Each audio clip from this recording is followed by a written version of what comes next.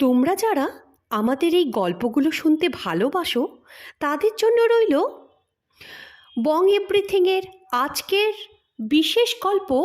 কেষ্টবাবু ভূতের গল্প শুনলেন, রচনায় রবিদাস সাহারায়। কেষ্টবাবু গিয়েছিলেন মিতপুর গ্রামে বন্ধুর বাড়ি। স্টেশন থেকে বন্ধুর বাড়ি পাক্কা 1 ঘন্টার পথ। ফেরার দিন সেই দীর্ঘ পথ হেঁটে তাকে স্টেশনে পৌঁছতে হলো। কথা ছিল দুপুর 2টোর মধ্যেই খেয়ে দিয়ে তিনি রওনা হবেন, কিন্তু মধ্যাহ্নের ভুরিভোজ এতটাই ভারী হয়েছিল যে ঘুম ভাঙতেই বেজে গেল 3:30। তারপর রওনা হয়ে স্টেশনে পৌঁছতে 4:30। শীতের বেলা, রোদের তাপও কম। গাড়ি ছাড়বে 5:15। এখনও 45 মিনিট সময় আছে। কাজেই নিশ্চিন্ত মনে টিকিট কেটে স্টেশন ঘরে বিশ্রাম করতে লাগলেন তিনি। এদিকে তো 5:15 বেজে গেল 6টা, কিন্তু গাড়ির দেখা নেই। কলকাতার দিক থেকে 2টো আপ ট্রেন চলে গেল, কিন্তু ডাউন ট্রেনের পাত্তাই নেই। কখন আসবে কে জানে। গ্রামের স্টেশন, যাত্রী বেশি নেই, কাজেই কোলাহল কম।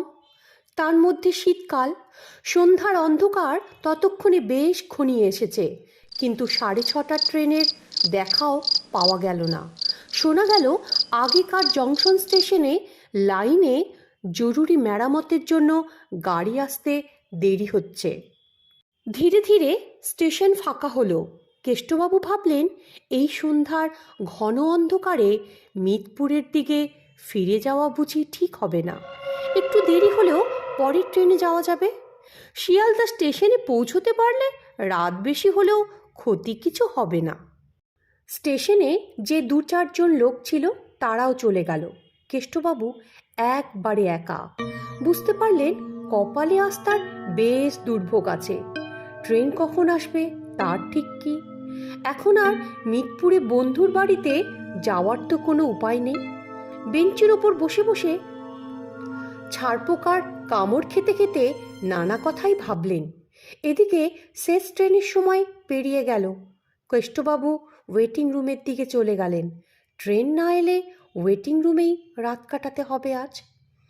কেষ্টবাবু মনে করেছিলেন ওয়েটিং রুম ফাঁকা, কিন্তু গিয়ে দেখলেন ইতিমধ্যে এক যাত্রী আপাদমস্তক চাদর ঢাকা দিয়ে ঘুমিয়ে আছে ঘরের এক পাশে।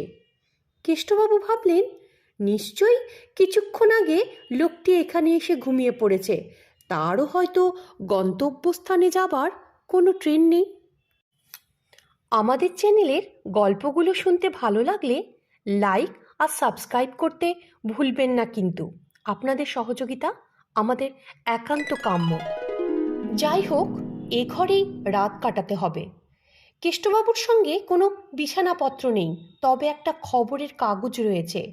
কলকাতা থেকে সঙ্গে করে এনেছিলেন। ঝোলার মধ্যে সেটা রয়েছে। সেটাই পেতে কোনো রকমে ঝোলাটা মাথায় দিয়ে আলোয়ানটা গায়ে জড়িয়ে শুয়ে পড়লেন, কিন্তু ঘুম আর এলো না। তার মনের মধ্যে কেমন যেন একটা ভয় আর অস্বস্তি বাসা বেঁধেছে। যে লোকটা আপাদমস্তক চাদর মুড়ি দিয়ে ঘুমোচ্ছে, সে কী রকম লোক তা তো তার জানা নেই। তার ঘুমের সুযোগে যদি সে চুরি করে পালায়, তাই শুয়ে নানা কথা ভাবতে লাগলেন কেষ্টবাবু। কিছুক্ষণ পর ঘরের এক পাশে শুয়ে থাকা ঘুমন্ত ব্যক্তিটি হঠাৎ কাঁদতে শুরু করলো। কাঁদতে কাঁদতে উঠে বসলো লোকটা। উঠে বসেও কাঁদতে লাগলো, কিন্তু তার মুখ ভালোভাবে দেখার জো নেই। গায়ের চাদরটা মাথায় মুড়ে মুখটাকে প্রায় ঘুমটার মতো ঢেকে রেখেছে। কাজেই লোকটার চেহারা এবং বয়স কিছুই বোঝার উপায় নেই। লোকটা কাঁদতে কাঁদতে একটু থেমে ধুঁকতে লাগলো। তারপর কেষ্টবাবুকে উদ্দেশ্য করে বলল, মশাই, কোথা যাওয়া হবে? কেষ্টবাবু জবাব দিলেন, কলকাতায়। লোকটি বলল, তা ট্রেন পাননি বুঝি? কেষ্টবাবু বললেন, না। আপনি কোথায় যাবেন? লোকটা বলল, আমার কোথাও যাবার ঠাঁই নাই, ঠিকানাও নাই, এখানেই তো পড়ে থাকি।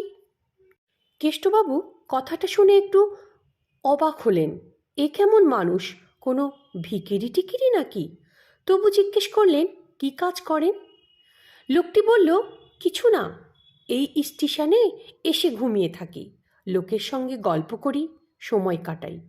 অন্যদিন স্টেশনে কিছু লোক থাকে, আজ তো দেখছি কেউ নেই, শুধু আপনি বাবু। আপনার কাছে ঘড়ি আছে? এখন কটা বাজে? কেষ্টবাবু বলতে চাইছিলেন ঘড়ি নেই, কারণ ঘড়িটা যদি ছিনতাই করে নেয় লোকটা, কিন্তু গোপন করতেও পারলেন না। হাতঘড়িটার দিকে তাকালেন, কিন্তু ওয়েটিং রুমের মিটমিটে আলোতে কিছু বোঝার উপায় নেই। অতি কষ্টে অনুমান করে বললেন, রাত 11টা। লোকটা বলল, এখন তো আর কোনো ট্রেন নাই, কাল সকালে 7টায় একটা আছে ডাউন, তাও আসবে কি না ঠিক কি, তবে রাত 12টায় একটা মালগাড়ি যাবে আপ লাইন দিয়ে। তাতে আপনার কী লাভ? কোনো প্যাসেঞ্জার তাতে থাকে না বাবু। কেষ্টবাবু জিজ্ঞেস করলেন, ট্রেনটা আসে কোত্থেকে?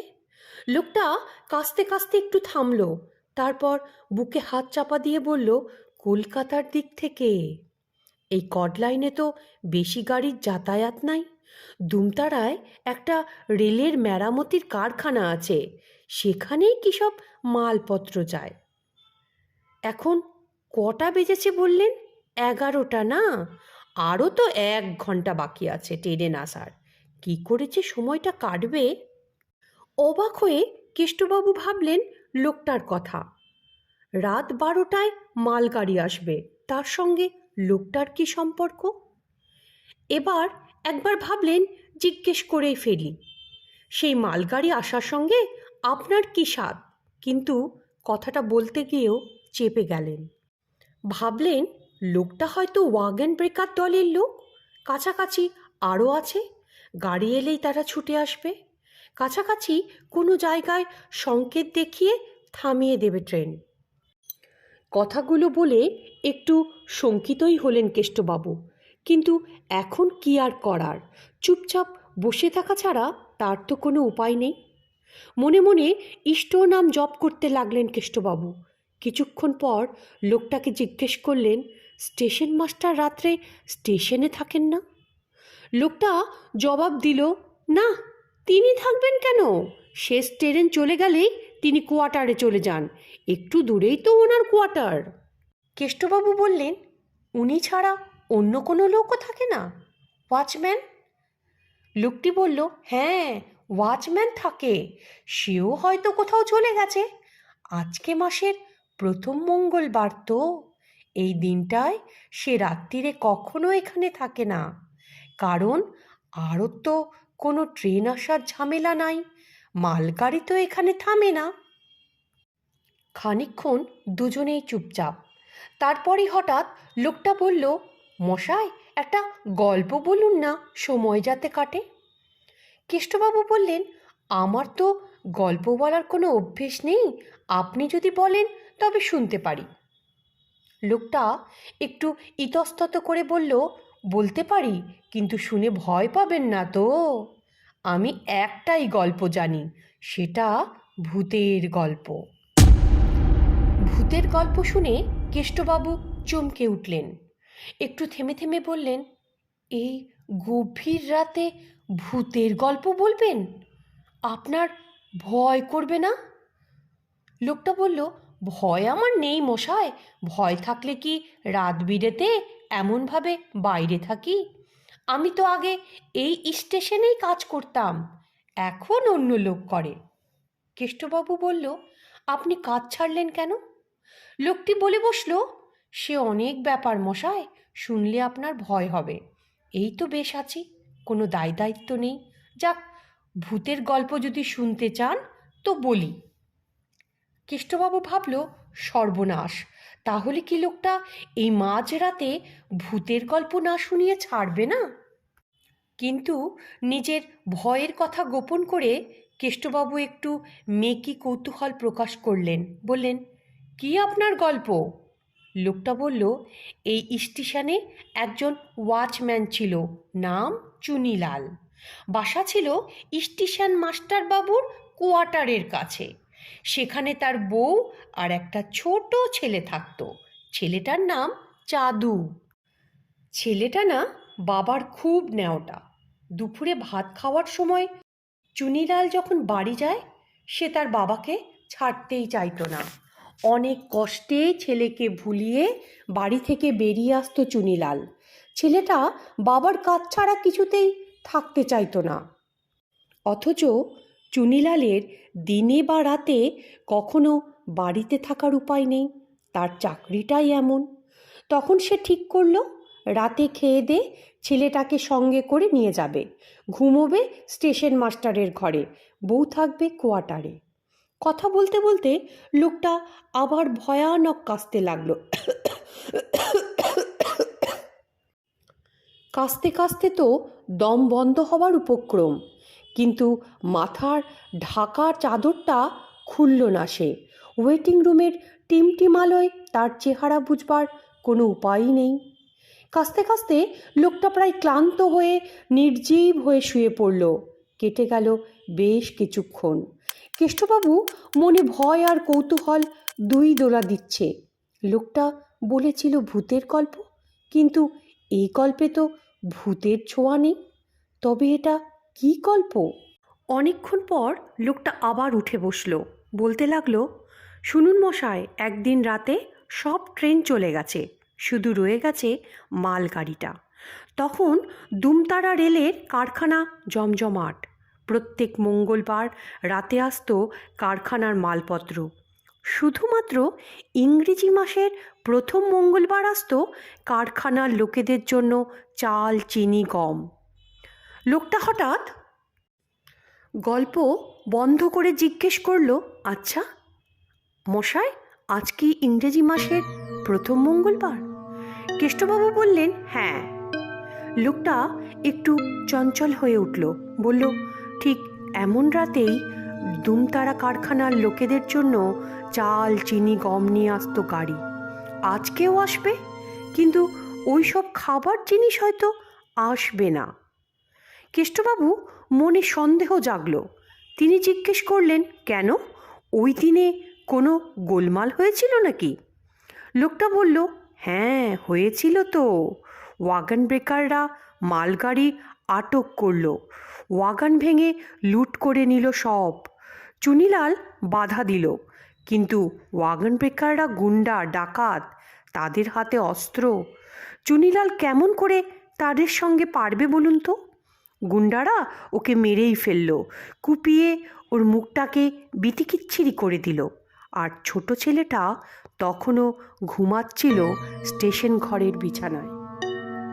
পরদিন সকালে ঘটনাটা বাতাসের বেগে ছড়িয়ে পড়ল। স্টেশন মাস্টার এলেন। চুনিলালের বউ কোয়ার্টার থেকে ছুটে এলো। চুনিলালের লাশটা তখনও রেল লাইনের পাশে পড়ে। ওর বউ লুটিয়ে পড়ল মরা স্বামীর লাশটার ওপর। ওয়াগন ব্রেকাররা ধরা পড়েনি, রেল ইঞ্জিনের চালক ভয়ে পালিয়ে গেছে। কিন্তু পুলিশ নিজেদের বাহাদুরি জাহির করার জন্য মামলা করল চুনিলালকে জড়িয়ে। চুনিলালকেও একজন ওয়াগন ব্রেকার বলে রেলের চালক সাক্ষ্য দিল, কিন্তু মরা মানুষের শাস্তি আর কি হবে? চুনিলালের বউকে কোয়ার্টার থেকে বার করে দিল। আহা বেচারি, রেল কোম্পানির কাছ থেকে স্বামীর পাওনা কোনো টাকাই পেল না। বউটার সে কি দুর্ভোগ। চুনির বউ কোয়ার্টারের লোকেদের বাড়িতে কাজ করে কোনো রকমে বাঁচত।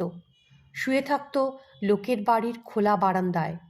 স্বামীর ওয়াগন ভাঙার কথা কোনোদিনও বিশ্বাস করেনি তার বউ। জানেন মশাই, ঠিক 1 মাস পর, মানে পরের মাসের প্রথম মঙ্গলবার রাত 12টায় ট্রেনের শব্দ শুনে সে এসে হাজির হয়েছিল এই স্টেশনে। কেষ্টবাবু বললেন, তাই নাকি? পরের মাসে ওই দিনে স্টেশনে এলো কেন রাত্রিবেলা সে? কৌতূহল দমন করতে না পেরে কেষ্টবাবু প্রশ্ন করে বসলেন। লোকটা বলল, আহা বলতে দিন। তারপরেই তো ঘটল সেই ভয়ঙ্কর ব্যাপার। ওয়াগন সেদিন আসেনি, গাড়িও থামেনি। চুনিলালের বউ চলন্ত ট্রেনের সামনে ছেলেটাকে কোলে নিয়ে ঝাঁপিয়ে পড়ল।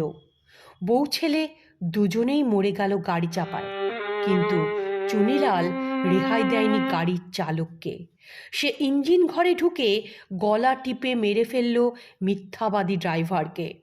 চুনির প্রেতাত্মার বিতিকিচ্ছিরি মুখ দেখে চমকে উঠেছিল ড্রাইভার, কিন্তু প্রাণে সে বাঁচেনি। সেখানেই থেমে গিয়েছিল গাড়িটা। পরের দিন স্টেশন মাস্টার এসে পুলিশে খবর দিয়ে সব লাশ সরিয়ে ফেলল, কিন্তু রহস্যের কোনো কিনারা হলো না। শেষ হলো আমার গল্প। গল্পটা শুনে শিউরে উঠলেন কেষ্টবাবু। তারও ভয় করছিল। কাঁপতে কাঁপতে জিজ্ঞেস করলেন, তুমি এসব খবর জানলে কেমন করে হে? লোকটার মুখের কাপড়টা হঠাৎ যেন একটু সরে গেল। স্টেশন ঘরের মিটমিটে আলোতেও তার মুখটা দেখে চমকে উঠল কেষ্টবাবু। কি বীভৎস মুখ! দেখে মনে হচ্ছে সারা মুখে ধারালো কোনো অস্ত্র দিয়ে অজস্রবার কোপানো হয়েছে। কেষ্টবাবুর শরীরটা যেন আড়ষ্ট হয়ে যেতে লাগলো। এতক্ষণ বসেছিলেন, এবার শুয়ে পড়লেন। কতক্ষণ এভাবে ছিলেন তা কেষ্টবাবুর জানা নেই। হঠাৎ লোকটি জোরে জোরে ডাকতে লাগলো, ও মশাই, ঘুমিয়ে পড়লেন নাকি? ভয় পেয়েছেন বুঝি আপনি? এদিকে যে ট্রেন এসে গেছে, আমি যাই। কথাগুলো শুনে কেষ্টবাবুর চেতনা ফিরে এলো একটু। তাকিয়ে দেখলেন লোকটা উঠে বাইরের দিকে ছুটে যাচ্ছে। তিনিও কোনো কিছু না বুঝে ছুটে বেরিয়ে গেলেন ওয়েটিং রুম থেকে। দেখলেন ট্রেনটা চলে যাচ্ছে স্টেশনের ঠিক সামনে দিয়ে। একটি বউ ছেলে কোলে নিয়ে ঝাঁপিয়ে পড়ল ইঞ্জিনের সামনে। শোনা গেল শুধু একটা বিকট চিৎকার। তারপর সব চুপচাপ। ট্রেন চলে গেল, কিন্তু কোথায় সেই ছেলে কোলে বউটি? লোকটি বা গেল কোথায়? ঘরে তার বিছানাপত্রও তো নেই। কেষ্টবাবু ভয়ে ভয়ে কোনো রকমে বাকি রাতটা কাটালেন। পরের দিন খুব ভোরবেলায় এলেন স্টেশন মাস্টার। তার কাছে কেষ্টবাবু বললেন ঘটনা। স্টেশন মাস্টার প্রথমে গুরুত্ব দেননি, কিন্তু সব শুনে অবাক হয়ে গেলেন। জিজ্ঞেস করলেন, সত্যি আপনি এসব দেখেছেন? কেষ্টবাবু বললেন, আমি কি মিথ্যে বলবো? আপনার তাই মনে হয়? স্টেশন মাস্টার বললেন, সত্যি বড় আশ্চর্যের কথা, তবু বিশ্বাস না করে উপায় কি? এই স্টেশনের ওয়াচম্যান ছিল লোকটা। তারপর একটু অন্যমনস্ক ভাব দেখিয়ে বলল, কাল ইংরাজি মাসের প্রথম মঙ্গলবার ছিল তো, তাই না? কেষ্টবাবু বললেন, হ্যাঁ। স্টেশন মাস্টার বললেন, গত বছর এমন রাতেই এরকম একটা ঘটনা ঘটেছিল এই স্টেশনে। প্রথম মঙ্গলবারে মরেছিল চুনিলাল, পরের মাসের প্রথম মঙ্গলবারে মরেছিল তার বউ আর ছেলে। স্টেশন মাস্টার মনে ব্যথাও পেলেন পুরনো কথা ভেবে। দীর্ঘ নিঃশ্বাস ফেলে বললেন, ওয়াগন ভাঙার ব্যাপারটা তাহলে লোকে যা বলে সত্যি নয়, অথচ বিনা দোষেই শাস্তি পেল চুনিলালের বউ। এখন যে আর কিছু করার নেই আমার।